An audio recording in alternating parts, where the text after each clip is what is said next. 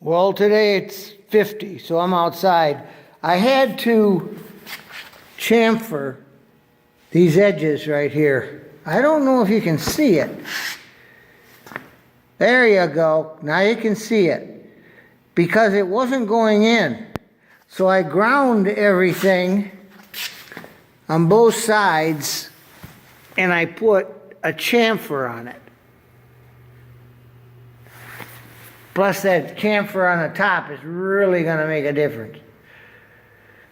Then I did the same thing here on the carriage that is installed just for the unit.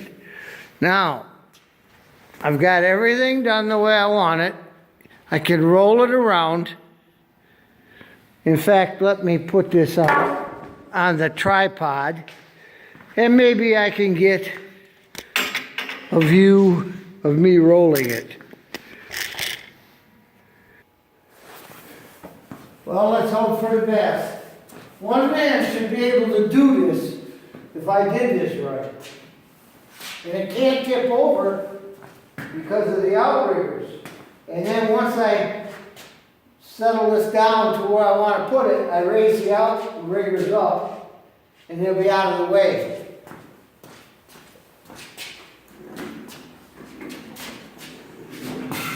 One person.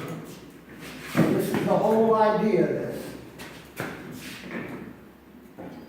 Ah! Went right in.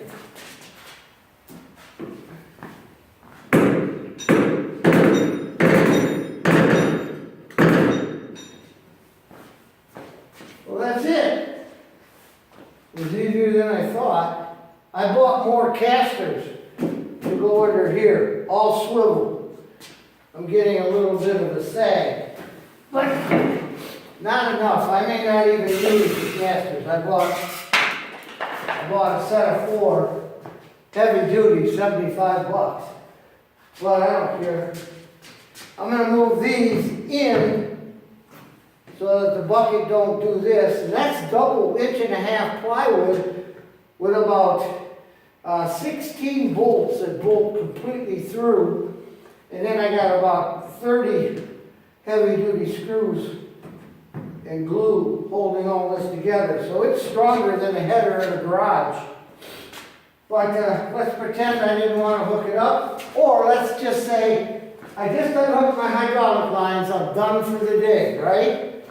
I don't even have to move this, I can just drive the tractor away. But for all practical purposes, easier to show you how it rolls. Yeah, pretty proud of that.